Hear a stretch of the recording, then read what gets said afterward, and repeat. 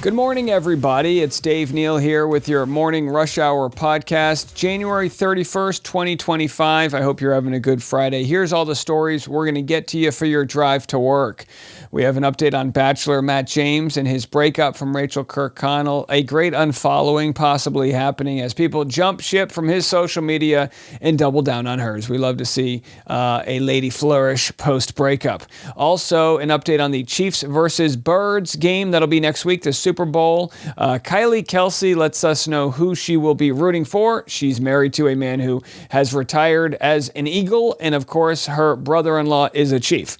And also in the Blake Lively, Ryan Reynolds versus Justin Baldoni saga that should go on or might go on for another 15 months, we have a motion to dismiss from Blake Lively. I'll explain what that means. Is it hypocritical? Is it normal? We're going to hear from a lawyer. Also, is New York Times in trouble after it was unearthed that they colluded possibly for several months as they put this story together with Blake Lively. And then we're going to get into some plane crash news. More information's coming out about this tragic incident we sadly saw happen this week. Also, we'll hear from former Olympian Nancy Kerrigan and her thoughts on this matter, since there was a lot of ice skaters on that flight. All right, well, do me a solid. It's Friday. Just mail it in. You're going to work. You don't want to be there. Me either. Let's just hang out. We'll make this a fun time. I'll be back with the Rush Hour coming next. Well, we hear from former Bachelor Ari regarding his thoughts on Matt James, and if there's anyone who can speak to what it feels like to be disliked, it'll be Ari. Again, this was reshared by BachelorNation.scoop, our one-stop shop for all Bachelor news. Of course, Matt James broke up about 2 weeks ago with Rachel Kirkconnell after 4 years of dating. No ring on the finger, and as it turns out, he dumped her in her favorite place, Tokyo, Japan. I say get Delta on the phone and get her some sort of, unlimited flight deal for the rest of the year. I don't know. Wouldn't that be good promo? Anyhow, here's what Ari had to say. But I never liked the way he treated her during the After the Final Rose episode when he broke things off. I feel like it wasn't fair. So I don't think he's ever really treated her with much respect.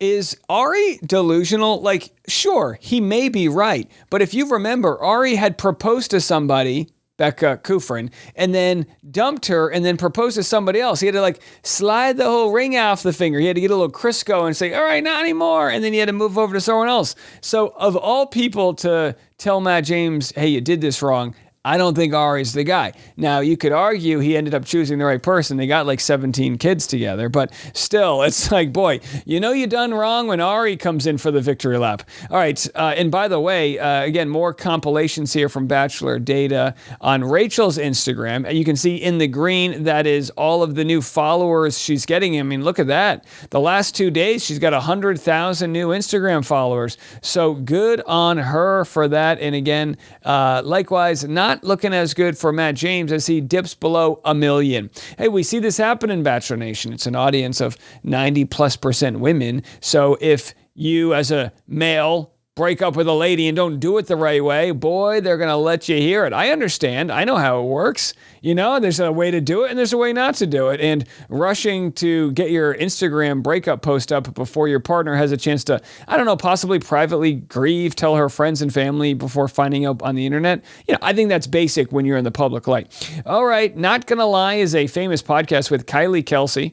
And here's what she had to say about who she's going to be rooting for the Super Bowl. Now the elephant in the room. Obviously, this time when the Eagles play the Chiefs, it is a little bit different because my husband is retired from the Eagles. That being said, I am so happy and proud of Travis and the Chiefs' accomplishments. The opportunity to play for such a historic milestone is incredible to be able to potentially witness. And I think that Travis has been there for his entire career. He has worked so hard and put in so much time that I am truly, as always, cheering Travis on. I love him. He's my family, so I will always cheer on Travis's accomplishments and hopefully successes. That being said, I was raised to bleed green. I have friends who are still associated with the team. I get to live in the Philadelphia community. All right, so we see what side she's on here. All right, and I get it. It's like, boy, I mean, on one end, sure, she wants to cheer for her brother-in-law, but if she doesn't live in Kansas City, I mean, could you imagine deciding to cheer for Kansas City and then your favorite bagel shop starts serving you stale bagels there in Philly? No, I don't think so. Now, to be quite honest, this is tough for me as a New England Patriots fan. I don't want the Eagles to win anything, but boy, do I want the Kansas City Chiefs to lose more. If there's a way where they both lose, then I'm all for that. Can the refs win and both teams lose? Now, hey, look, I'm a Patriots homer. I get it. I know you loved me and you're like, Dave, we thought you were the perfect guy. Now we find out you're a masshole. Well, technically I'm from Rhode Island, which is the charming younger brother of Massachusetts. But either way, I don't want Patrick Mahomes to win a 4th Super Bowl, even though people saying, oh, is he in talks to be the greatest of all time? It's like, look, come talk to me, Patrick Mahomes, when we have 6 Super Bowl rings. My guy has 7. Tom Brady, that is, greatest of all time. So that's where I stand on that. And I hope that's not a reason for you to unfollow me out there, folks. That's just my allegiance is with the hometown. So I understand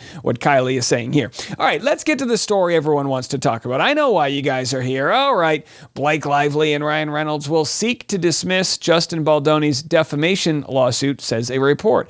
I'm not a lawyer.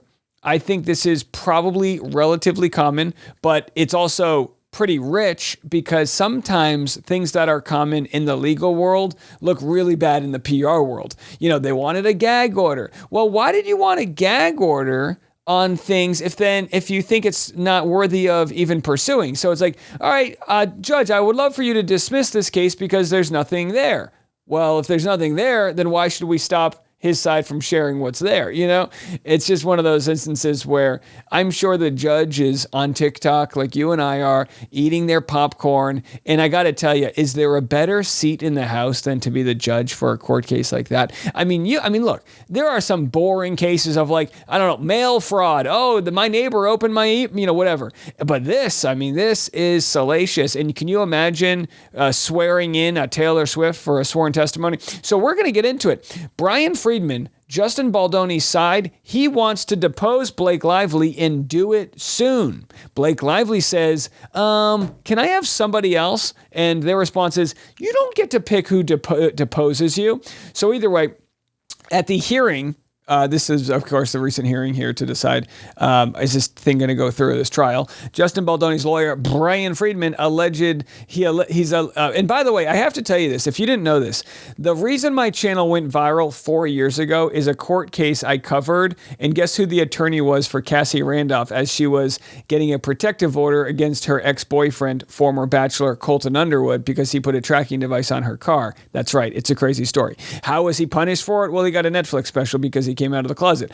Either way, the attorney for Cassie Randolph was one other than Bryan Freedman. So in my house, I'm sorry, Bryan Freedman pays the bills. At the hearing, Justin Baldoni's lawyer, Master Bryan Freedman, the ultimate coolest lawyer that we are so grateful for, alleged extrajudicial conduct. He will take center stage after Lively's attorneys claimed he's making prejudicial comments in the media and in turn is reporting tainting the jury pool. I am also, again, no expert. I'll say that one more time, but prejudicial, I'm assuming means outside the courtroom, right? It means making comments to the public that, is going above and beyond. I mean, hey,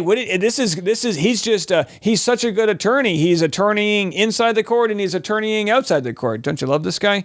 However, Freedman fought back, no surprise there, countering that he had every right to defend his client publicly following Lively's and her team's alleged attempt to destroy Justin Baldoni, his team, and their respective companies by disseminating grossly edited, unsubstantiated, new, and doctored information to the media. Baldoni's legal team allegedly revealed on Thursday night that they would like Lively's deposition to happen as soon as possible, claiming the It Ends With Us starlet has indicated she'll refuse to let Freedman do the questioning due to unspecified statements made by Mr. Freedman. We are unaware of any situation that would warrant the deposed party to have a choice in which attorney takes her deposition. Another one of Baldoni's lawyers, Kevin Fritz, allegedly informed the judge. Parties to litigation simply do not have the right to dictate which of their opponent's attorneys may or may not take their deposition or perform any other aspect of the opposing party's case. He is asking for the deposition issued to be addressed during Monday's hearing. Well, let me tell you guys something. We are going to have a very busy Monday. Make sure, double check you are subscribed described, because what happens on Monday, which, by the way, I'm looking right now, is the February 3rd hearing, will also address the quote-unquote gag order, which is the protective order Blake Lively's attempting to get to stop them from putting together the website that's going to drop all the receipts. My question is this: have we seen the most damning receipts, or have we only had the appetizer and the main course is around the corner? I'm really not too sure. All right, I'm going to come back with some other podcasts, pop apologists, discussing what they think happened. It's a pretty decent theory with Blake Lively and Justin Baldoni. That coming next. All right, here it is. I think they got their fame covering the sort of scandal, which turned out to be really sad, in the royal family, which was a sort of unrevealed cancer diagnosis. The popabologists are on the case. Here's what they have to say about what might have caused the rift between Blake and Justin. Do you think Blake fell in love with Justin? I think that she felt scorned by him in some way, whether he didn't like her creative suggestions. But what I do know, and what I really feel firmly and strongly about, is that Justin is a good guy. I think that his intentions were good, and I think that I don't believe that he acted inappropriately. I think that if Justin was a genuinely bad guy, we'd be hearing from all the women coming out of the woodwork who'd experienced him being creepy in the past, right? Like, why has no one else come forward? Right. Just feels kind of very weighted on the side of, like, everyone has known that Blake Lively and Ryan are the worst for a while. Right. You know, it's been an open secret. I feel like she got a crush on him. I think it would be hard not to have a crush on him. I think Ryan Reynolds did see the dailies and did get upset seeing their chemistry. I mean, it just makes that whole claim that she, really wanted to see the dailies later on. Like, maybe he was like, I want to see those dailies every single day. Like, he was going to check to make sure nothing weird was happening. So interesting. Like, what if Blake was just a conduit for Ryan's major control issue? I mean, look, they're great theories. And this is the reason why they do quote-unquote chemistry tests before casting people. It's not just about, are you a good actor? It's, how do you guys vibe together? So whether or not you're acting or not, chances are they were compatible, at least as two good-looking people on camera giving their best effort. They just get to show up to work. A lot of people have a work romance. It doesn't cross the lines. It's a flirty person and get whatever it is. I work from home. I don't have a work romance. Okay. I got nothing over here. My wife, I guess, she works from home too. So that's my work romance is my home romance. You guys can be my work romance for all I care. Whatever rocks your socks. But I know you like a guy who's aging with long hair. All right. Either way, it's a good take. I like the take. All right. So that idea that they had about if Justin Baldoni was a certain way, there would probably be receipts about that. Look, I mean, that's kind of true. That's kind of true, right? That receipts do come out, especially when he was beaten down. There was nothing to gain from people staying silent. In fact, here's his young intern who, if anyone, and again, I hate to say that, just because one person didn't have a bad experience doesn't mean anyone else wouldn't, but we have yet to find any evidence that he would have done anything that backed up Blake's claims. Here's his former assistant giving a pretty good character witness for Justin Baldoni. Much talk going on right now about the movie It Ends With Us, and DJ and I actually went and saw it last week, and it was so good. So if you haven't seen it, go see it. But I wanted to come on here and talk about my experience with Justin Baldoni. A lot of people don't know this about me, but in college I studied film, and it was something that I was super passionate about. And when I was a sophomore in college, I flew out to LA and I got an internship with Wayfair Entertainment, which was Justin's company. And I just remember feeling so nervous about this internship. A girl from Minnesota flew out to LA, and I was working with Justin Baldoni and his entire team. And I remember that first day walking into that environment, just how nervous I was. But once I got in there, I just felt so welcome. And honestly, he just made me feel like family and a part of their entire team. And it was just overall such a good experience. But this was during the time when he was creating the series My Last Days, and if you guys haven't seen it, you need to go see it, and you can watch it on YouTube. But there's an entire series about people living with a terminal illness, and it wasn't even really about the terminal illness, but it was about how they were living their last days, and they just had such a positive outlook on life. And this was during a time when I myself was struggling internally with what I wanted to do in life. I just was feeling super down, not super happy, and just not really living my life at all. And I remember leaving that summer, leaving that internship, and just feeling like, wow, that was the biggest wake-up call. And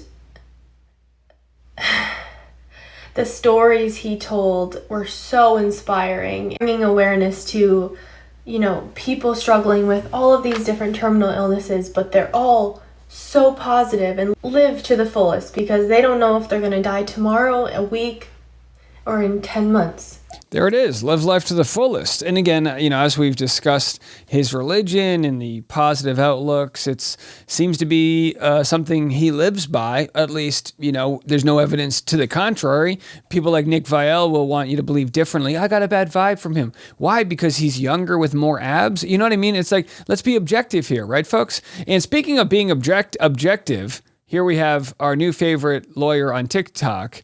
The name goes by Not Actually Golden, discussing why what the New York Times might have done, colluding with Blake Lively, isn't essentially illegal. Every recent video now has multiple comments on it about what does all this stuff mean, that people are finding metadata that Lively was sharing information with the New York Times perhaps as far back as October. And I continue to think it doesn't really matter for the Baldoni lawsuit against the New York Times. There's no law against colluding with a newspaper. In fact, it's not collusion.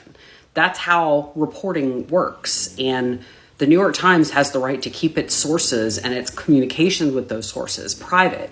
In fact, Baldoni's team has filed an amended complaint in that case, taking out huge chunks of the complaint that the New York Times said, those are privileged source communications. And so Baldoni's team actually said, you know what, you're right, we shouldn't be showing those to the public, and they have blacked them out. So I'll think about it, but I still don't think it matters all that much.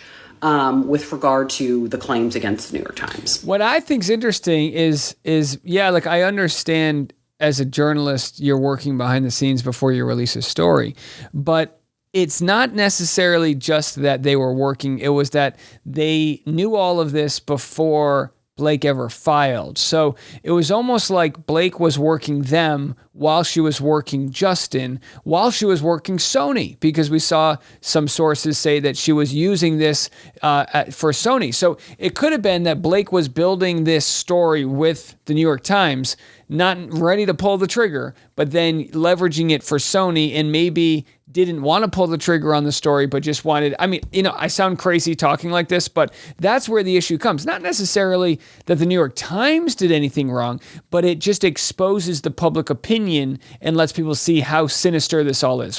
Could Monday come any sooner? We'll be here to report for you what is said if the gag order will be rejected. You can go to Not Actually Golden's TikTok and hear what they think from both sides. My uneducated guess is that the gag order will be rejected out of pure curiosity by the judge's wife. Can you imagine that? The judge's wife is like, hey, can you reject that gag order? This is really interesting to me. And I'm like, please, thank you. We need this.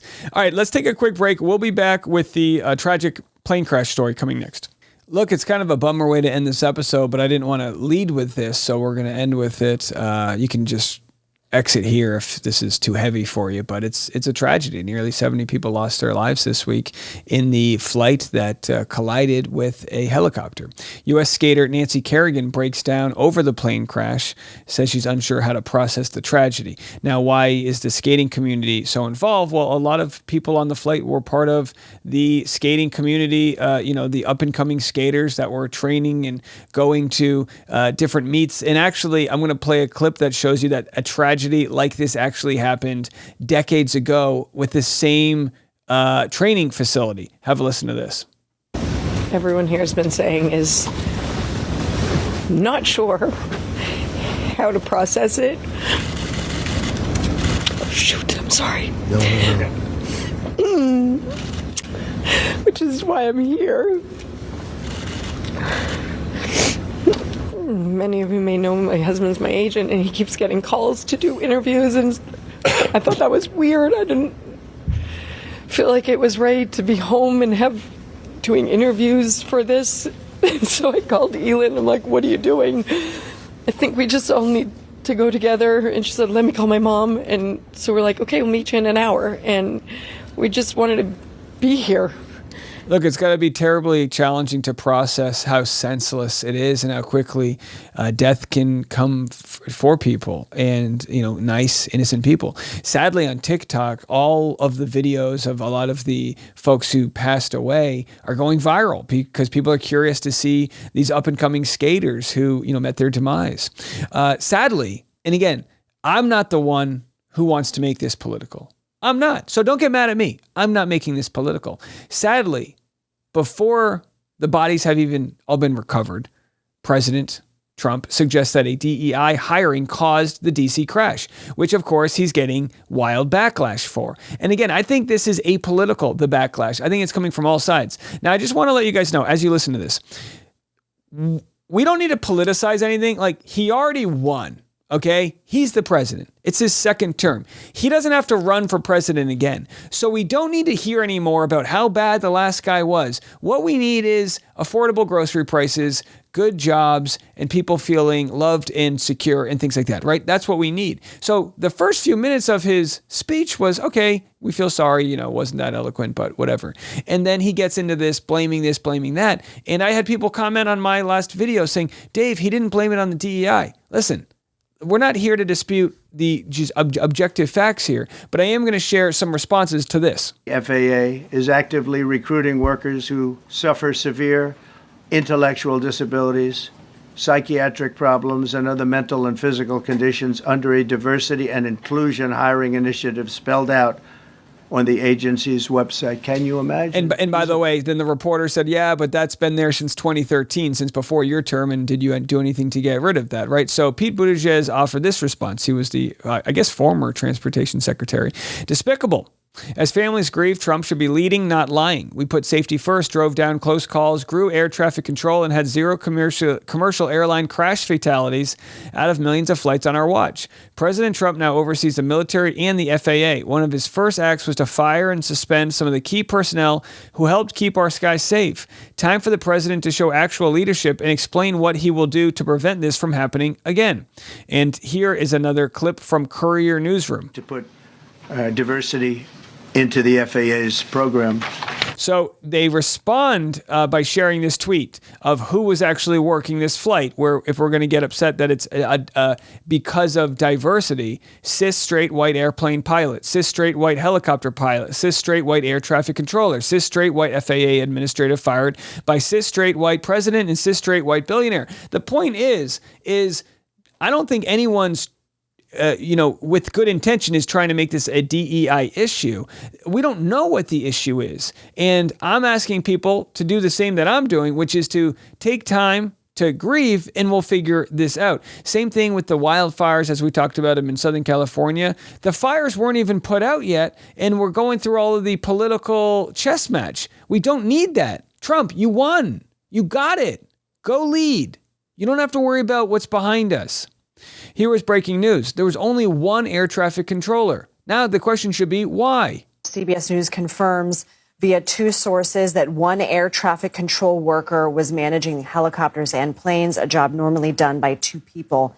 This was first reported by the New York Times. Now, we don't know why there was only one person. I've got no clue. But we're going to play a clip where we've got essential workers basically saying, give us more time. It's only been a day. We need more time to figure this all out. And I think with today's world we live in, with 24/7 news coverage, sometimes you just have to say, wait for us to figure this out. We're going to go through flight box information, black box information, flight record, all these different things. Heard from President Trump today talking about DEI hiring policies. So this is reporters asking the National Transportation Safety Board officials about the DEI hiring practices at the FAA. Within the FAA and associating that with the cause of this accident. What do you say to that? Well, unfortunately, I didn't hear the remarks. I was briefing House and Senate members, but I believe, Chair, would you like to take that? As part of any investigation, we look at the human, the machine, and the environment. So we will look at all the humans that were involved in this accident, Again, we will look at the aircraft, we will look at the helicopter, we will look at the environment in which they were operating in. That is standard in any part of our investigation. So there it is. And here is another actual mention of the tragedy from CEO of the Skating Club of Boston. He said, sadly, not the first time this club has experienced a tragedy like this. Sadly, this isn't the first time this club has experienced a tragedy like this. It's now a ways back, but in 1961, the entire world team of U.S. figure skating en route to the World Championships in Prague was lost in a plane crash in Belgium. Almost half of everybody on board that plane were from this club. It had long-reaching implications for the skating club and for the sport in this country, because when you lose coaches like this, you lose the future of the sport. I mean, what else is there to say about that? I know it's a bummer to end on, and that's life. With the Rush Hour, my idea behind this show is to try to give people a little bit of a bite of what's the conversation happening in our country with the Southern California fires, or the devastation from the hurricane, or the election season, or in this case, a tragedy that we watched play out in front of us. So senseless as it was, it's hard. Life is hard. I guess if there's any encouragement to anybody out there, if you're on the fence about pursuing your dreams, isn't it stories like this that tell you why the hell not? Now, while their lives were cut short, these ice skaters were living their dreams. Yes, they didn't get to see them to their final extent, going to the Olympics, or even dealing with tragedy, in the sense that they never made it to the Olympics. The competition that comes with pursuing your passion is one nobody should be robbed of, because whether you make it or not isn't the real victory, is that you went out there and tried, and they were robbed of that, and senselessly. So if there's any motivation to people out there wondering what life should be, what you should be able to provide to this world that we live in, it's find that energy to create art, find that energy to share love, and try to do really hard things that you're inspired to do, because you only get one shot, as far as we know. You only get one shot. So why not go for it? And I know that's a giant leap to make from the tragedy, but boy, is it tough to spin it into something good. But you're out there, it's a Friday, get your paycheck, spend a moment there when you're looking in the mirror, maybe you're hungover or doing whatnot, maybe you're flirting with a coworker, who the hell knows, and think about, what do you really want to do with your life? What impact do you want to have? That's a thought I have every day. And as I'm presented with a new audience here, 25,000 of you new people this week, I just want to let you guys know, I don't need an answer from you, and I hope you don't need an answer from me. Let's keep on having the conversation. Let's keep asking these questions about who we want to be. I'll be back with more content today. We have a couple videos to get to, and then I'll see you this afternoon for another episode of The Rush.